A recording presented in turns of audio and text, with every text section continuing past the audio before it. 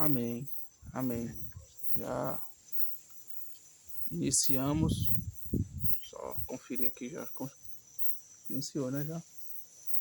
Amém. Que aqui sumiu. Amém, irmãos. Glória a Deus. A gente vai iniciar uma série livros da Bíblia, né? No Evangelho de Mateus, estudando o Evangelho de Mateus. E hoje a gente tem que iniciar com a introdução. É um panorama geral do livro de Mateus para a gente analisar. Então hoje a gente vai pegar na Bíblia só para referenciar os textos, para que a gente possa entrar. E o Evangelho de Mateus, ele é muito precioso, irmãos. O irmão Watchman Nee, ele dizia que o Evangelho de Mateus ele é mais difícil de interpretar do que o livro de Apocalipse. Porque o Evangelho de Mateus ele está entre o Antigo e o Novo. Então, o Evangelho de Mateus é aquele evangelho com que a gente tem entrada por todo o Novo Testamento. A gente termina ali o Antigo Malaquias, 400 anos de silêncio, e se inicia com o Evangelho de Mateus aqui. E o Evangelho de Mateus, irmãos, ele é o Evangelho do Reino, sabe? O Evangelho de Mateus ele foi escrito de uma maneira doutrinária. Tudo que foi contado, sabe? O nascimento, a preparação de Jesus, o ensinamento de Jesus, tudo tem uma ordem doutrinária, porque ele pretendia falar para os judeus que o Cristo, Jesus é o Cristo. Ele era aquele prometido nas profecias, tanto lá desde Gênesis, o filho da mulher que pisaria a cabeça da serpente, né? Ele era prefigurado ali no Antigo Testamento por meio do sacrifício. Ele era o profeta prometido por Moisés, que diria que viria um profeta, o Senhor levantaria um profeta semelhante a mim, e quem não desse ouvido, o Senhor julgaria. Ele era o que foi profetizado pelos profetas no Antigo Testamento. Então, os salmos falavam dele, ele queria mostrar isso. Então, tudo é escrito de maneira doutrinária, os milagres. E é interessante, sabe, irmãos? Assim, o que mais me encanta no Evangelho de Mateus é que o Antigo Testamento ele se inicia com os 5 principais livros, né? O Pentateuco, que são os 5 livros escritos por Moisés, que é Gênesis até Deuteronômio, né? Gênesis, Êxodo, Levítico, Números e Deuteronômio. 5 livros escritos por Moisés. E o livro de Mateus, a gente vai ver que ele é dividido em 5 discursos, sabe? Ele foi escrito em divisão em 5 discursos do Senhor em que ele profere seus ensinamentos. É por isso que o livro de Hebreus ele fala que, havendo Deus outrora falado muitas vezes e de muitas maneiras aos pais pelos profetas, nos últimos dias nos falou pelo Filho. A gente vai entrar aqui para a gente ver essa divisão no livro de Mateus. E cada divisão ele tem um tema do que o Senhor trata. Vamos abrir aqui no capítulo 7, versículo 28.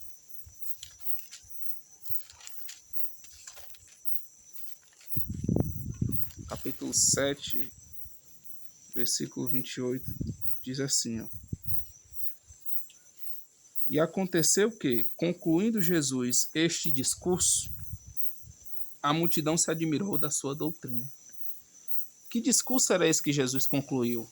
Foi ele iniciado lá no capítulo 5, quando Jesus subiu ao monte. Sabe? Subindo ao monte, ele começa a proferir as bem-aventuranças. Aí pega o capítulo 5, 6 e 7. Você vê que o capítulo 8 começa aqui, ó. E descendo ele do monte, seguiu uma grande multidão. Começa ele descendo. Então aqui no versículo 28 do capítulo 7, ele termina o primeiro discurso dele, que tem como tema a realidade do reino. Sabe? Ele está falando aqui do reino de Deus. Como é que se daria a realidade desse reino, como é que os cidadãos do reino viveriam, como era a realidade de um filho do reino. Porque, irmãos, é o reino de Deus, o Senhor disse, ele está dentro de nós, é algo de fora para dentro. Deus, ele vivia ali entre o seu povo de Israel, por meio da lei e dos mandamentos, de uma maneira exterior. O Senhor dizia, olha, quem cumprisse essa lei, por ela viveria. Uma pessoa seria justo cumprindo com os mandamentos e com o cerimonial ali levítico. O rito de sacrifício, de purificações, de festas. Aquilo dali constituía o domínio de Deus, o reino de Deus no meio daquele povo. Só que a realidade, ela é algo partindo do interior, sabe, irmãos? O Senhor já não desejava mais trabalhar no exterior, mas agora o reino de Deus é quando ele vem a nos transformar, sabe? E é o que nós estamos vivendo agora. Aqui é o reino de Deus. O reino de Deus é esse reino oculto que se dá por meio de todos os salvos. Glória a Deus. Aquele em que o Senhor veio habitar no coração, ele está agora vivendo no reino de Deus. Glória a Deus. Todo salvo, ele faz parte do reino de Deus. O reino de Deus, ele é mais profundo do que uma denominação. Ele é algo, né? Ele é algo amplo, que engloba todo o corpo de Cristo, todos os membros do corpo de Cristo, seja lá onde ele estiver. É o reino de Deus. É o que nós estamos vivendo agora. Nós estamos aguardando o reino do Filho do Homem, que é esse reino que vai se manifestar no futuro. É o mundo vindouro, é a era vindoura. Mas, por enquanto, nós estamos vivendo aqui no reino de Deus, a realidade da igreja. Então, quando o Senhor fala aqui esses discursos, ele está falando do reino de Deus, da realidade desse reino. Como seria a justiça dos discípulos, né? O Senhor diz, né? Se vossa justiça não ultrapassar em muito a justiça dos fariseus, vós não entrareis no reino, né? Que há de se manifestar, o reino de Deus. Então, essa realidade fala de uma justiça dos discípulos, que é diferente. A gente vai vendo ali, o Senhor sempre faz essa comparação, sabe? Primeiro a gente tem que ver isso aqui, para depois a gente dar outra entrada mais profunda. Esse aqui é o primeiro discurso. O segundo discurso está aqui, capítulo 11, versículo 1. A gente identifica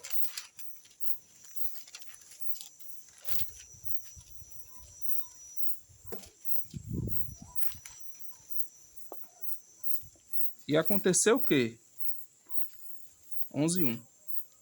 E aconteceu o quê? Acabando Jesus de dar instruções aos seus 12 discípulos, partiu dali a ensinar e a pregar nas cidades dele.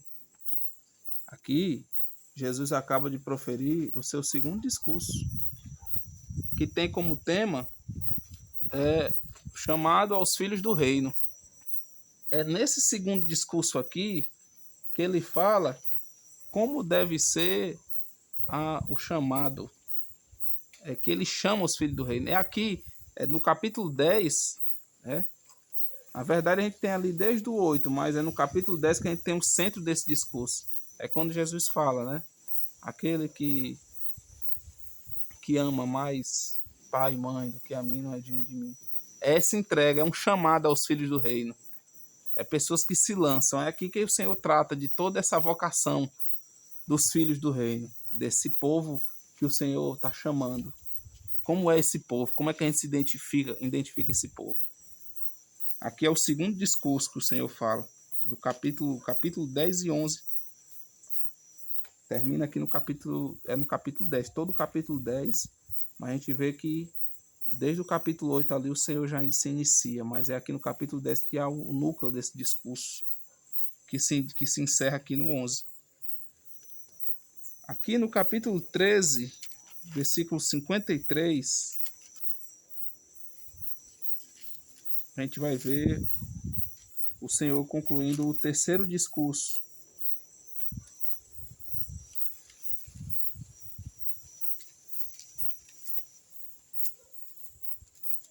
capítulo 13, versículo 53. Vamos ver assim, ó.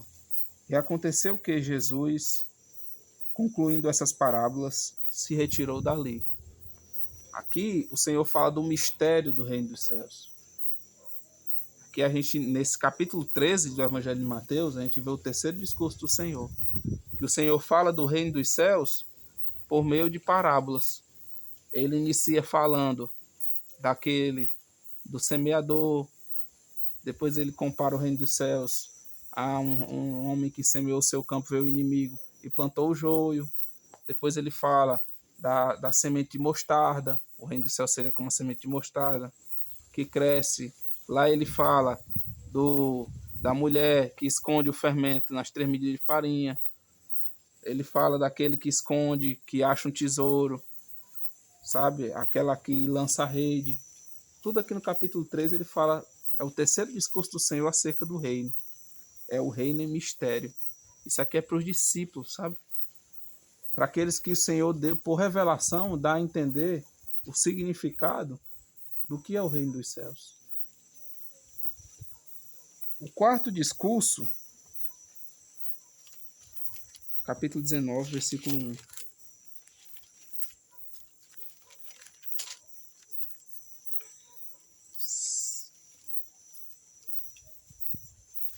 Fala assim, ó. E aconteceu o quê? Concluindo Jesus esses discursos, saiu da Galileia e dirigiu-se aos confins da Judéia, além do Jordão. Aqui é outro conjunto de ensinamentos que o Senhor fala. A gente vê lá no capítulo 16, engloba todo o capítulo 16 ali.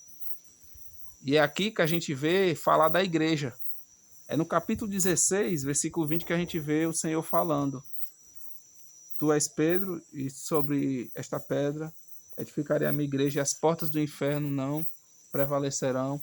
É aqui que a gente vê o Senhor falando, olha, onde houverem 2 ou mais reunidos em meu nome, para dentro do meu nome, no original quer dizer isso, lá eu estarei. É aqui que a gente vê a igreja. Então o Senhor fala da igreja e do reino. Aqui que a gente ouve falar a primeira vez sobre a igreja. Que é o quarto discurso do Senhor. E no capítulo 26 a gente vê se encerrando o último discurso do Senhor.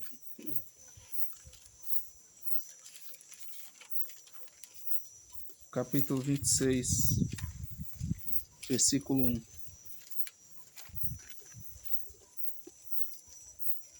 Agora, irmão Jorge, você vai ver uma coisa diferencial. Como o Espírito Santo é sábio, ó. E aconteceu o quê? Quando Jesus concluiu todos esses discursos, disse aos seus discípulos, sabe? Aqui o Senhor fecha o ciclo dos 5 discursos. Moisés falou por meio de 5 livros ali no Antigo Testamento, e Cristo ele nos falou por meio de 5 discursos. Aqui ele encerra, e esse último discurso fala da manifestação do reino. É aqui que ele fala do futuro do povo de Deus, sabe? Nesse quinto discurso. É aqui onde a gente vê uma interseção maior com o livro de Apocalipse, sabe? Aqui a gente vê a chave para falar, para a gente ver como será o futuro do povo de Deus. Capítulo 24, 25, 26, a gente vê ali uma chave maravilhosa. Aqui é a manifestação, como se dará, como vai se manifestar esse reino. Aqui, irmãos, é interessante, porque lá no livro de Daniel, a gente vê que depois de todos os reinos do mundo, quando aquela estátua, né, que se divide em metais ouro, prata, bronze, ferro, barro e ferro, chegasse nos pés, viria uma rocha, atingiria aquela estátua, que é os reinos desse mundo, esmiuçaria, e aquela rocha tomaria conta de todo mundo. Ali é o reino de Cristo, sabe? Aqui é quando o reino de Cristo há de se manifestar. Aqui, no quinto discurso, ele fala do que está escrito aqui, irmãos, de uma maneira maravilhosa. Daniel 2, 44. Vamos abrir lá em Daniel 2, 44.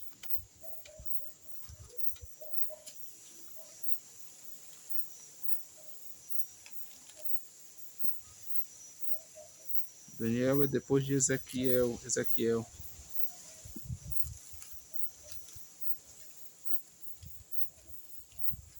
Por coincidência, a irmã Luzia mandou esses textos tudo separadinho para mim hoje. Tudo falando da manifestação do reino. Deu incidência, né? Versículo 44 diz assim, no capítulo 2. Mas nos dias desses reis, que reis são esses, sabe, irmãos? É os 10 reis que finalizarão aquela estátua. Porque sabe que os pés daquela estátua, 10 dedos, são os 10 reis, que vai finalizar com o anticristo, né? Que é o último. É o cabeça desses reinos, sabe? É o anticristo. Ele é o cabeça do tempo dos gentios, do domínio dos gentios sobre o mundo. Ele é o fim daquela estátua. O Senhor vai aparecer nessa época. Mas nos dias desses reis, o Deus do céu levantará um reino, o quinto reino, o reino do Filho do Homem, que não será jamais destruído. E esse reino não passará a outro povo. Esmiuçará e consumirá todos esses reinos, e será estabelecido para sempre. Amém. Que fala disso, da manifestação dele. Apocalipse 11:15 também fala. Apocalipse 11:15 da manifestação do reino.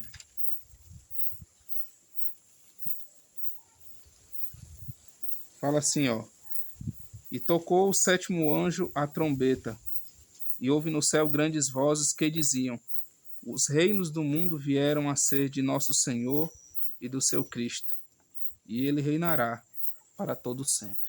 O quinto discurso do Senhor Jesus ali em Mateus, o Senhor trata de como será a manifestação desse reino, como será a vinda do Filho do Homem. Então, irmãos, isso aqui é uma entrada que a gente dá no Evangelho de Mateus, sabe? De maneira, irmão, que quando você vai estudar o Evangelho de Mateus, você já vai com outros olhos. Olha, o Espírito Santo dividiu esse Evangelho aqui para a gente poder estudar. E outra coisa interessante, irmãos, é que o Evangelho de Mateus, ele há uma simetria. De maneira que o início corresponde ao final, o final ao início. E tudo isso vai como o nosso corpo. Se você dividir aqui, uma linha aqui, você vai ver que o lado direito do geómetro corresponde ao esquerdo, o esquerdo ao direito. Se você começar a olhar o geómetro pelo esquerdo, você já está vendo o direito. Se você olhar pelo direito, você também já está vendo o esquerdo. De maneira que o Evangelho de Mateus também é assim, ele tem uma simetria, ele é perfeito, sabe? O início corresponde ao fim, o fim ao início, e isso vai caminhando para um centro. E o centro é aquele capítulo 13. Muitos não entendem, sabe, irmãos? Quando a gente entra nisso aqui, a gente vai contra um mundo religioso que quer estudar a palavra de Deus fora do todo, que não quer obedecer à progressão da revelação do que o Espírito Santo quer falar, sabe? Que não fazem uma correspondência entre Cristo e Moisés, sabe? Entre a figura e a realidade, infelizmente. O mundo religioso, irmãos, eles querem estudar a Bíblia de uma maneira humana, mas principalmente para que a palavra de Deus diga o que eles querem que ela diga, e não o que o Espírito Santo de fato quer nos dizer. Então, para a gente comprovar essa simetria, a gente pode observar algumas coisas aqui, sabe?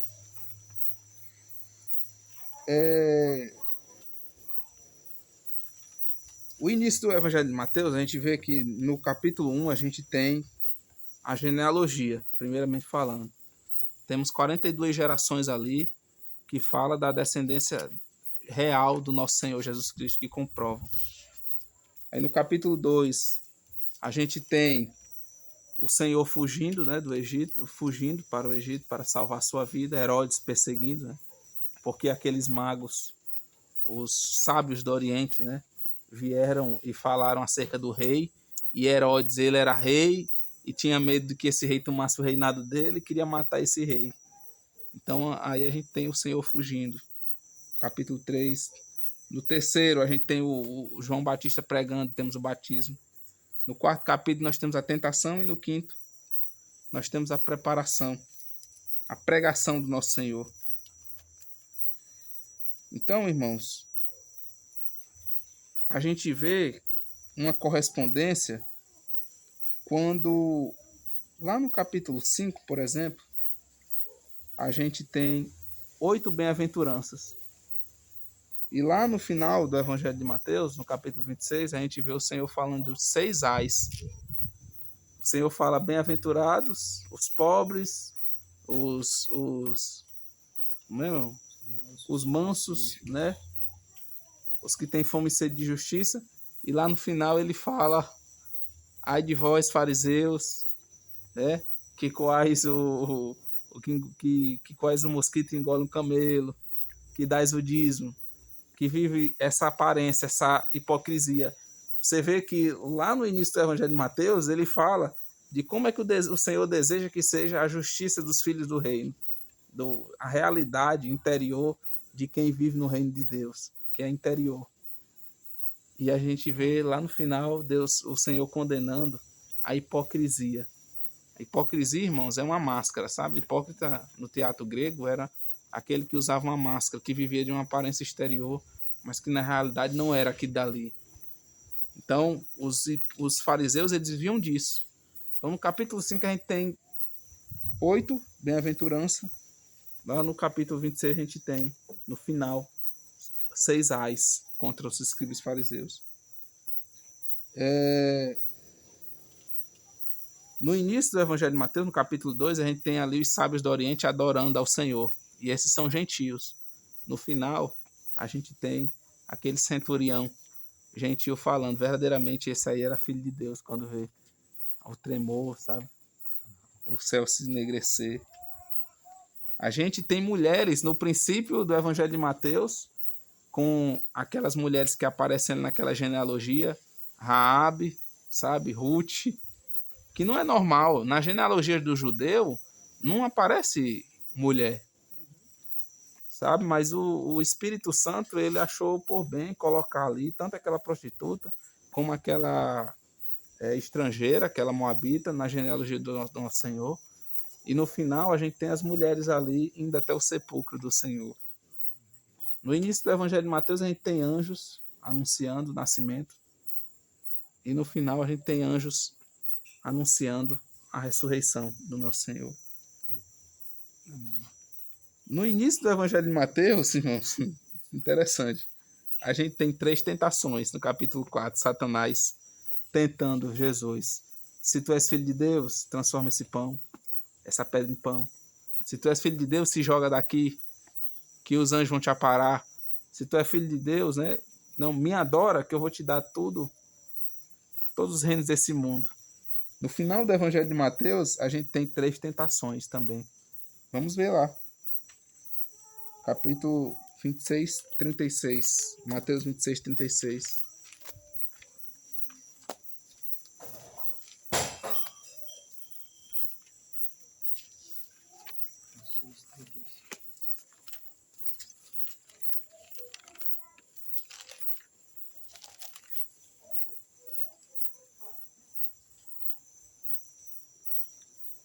Peraí, irmãos.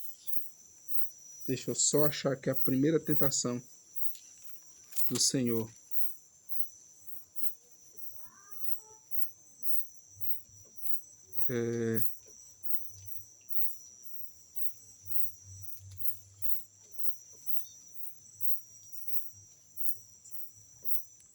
Quando é que ele diz...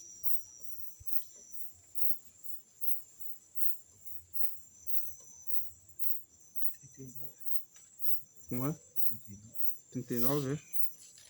26, 39? Não.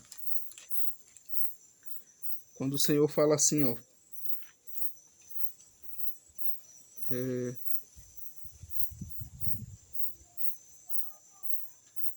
Rapaz, agora eu não vou... É já na crucificação do Senhor, sabe?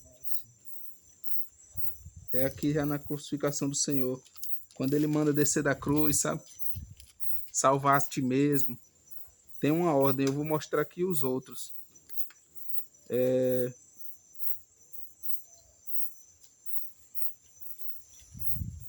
Vamos aqui abrir aqui no 27:40. 27:40 a gente vê a segunda tentação já. 27:40, que é a segunda tentação. A primeira foi de um sacerdote, que disse: se tu és filho de Deus, salva-te a ti mesmo. A segunda é essa daqui, ó. E dizendo: tu que destróis o templo e em 3 dias o reedificas, salva-te a ti mesmo, se és filho de Deus, desce da cruz. A terceira tentação está aqui no 43, que diz assim, ó. Não, está aqui no 42. A primeira está no 40, irmão. A terceira está aqui, ó. A segunda está aqui, ó. Salvou os outros e a si mesmo não pode salvar-se, no 42. Se és rei de Israel, desça agora da cruz e creremos nele. Essa foi a segunda tentação. A terceira: confiou em Deus, livre-o agora, se o ama, porque disse: sou filho de Deus. Então, 27:43. Assim como existe 3 tentações no início, 3 tentações no final, são algumas coisas que a gente vai vendo no capítulo, o que corresponde ao início e ao fim, que você vai vendo que existe uma simetria, sabe? No Evangelho tem muito mais coisas, sabe? Que eu ainda não organizei. Você vai vendo que existe uma simetria. Como eu disse, né? No início existe a justiça do capítulo 5, 6 e 7, o Senhor fala da realidade dos discípulos. No capítulo 23, 24 e 25, o Senhor fala da justiça dos fariseus, sabe? Que o discípulo deve ser diferente deles. Então há uma correspondência, sabe? O Evangelho de Mateus, ele tem toda uma correspondência, que a gente vê toda uma simetria dentro desse Evangelho. E isso é maravilhoso, sabe, irmãos? Então hoje, a gente pode continuar, né? Para a gente terminar. A gente pode iniciar aqui.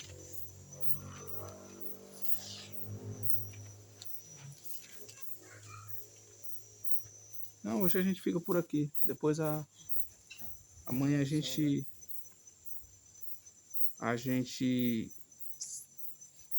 inicia estudando capítulo por capítulo. Começa pela genealogia e depois a gente vai iniciando em cada discurso, sabe? No primeiro, no segundo, no terceiro, vamos estudar por discursos, porque dessa maneira fica mais fácil. Amém. Amém.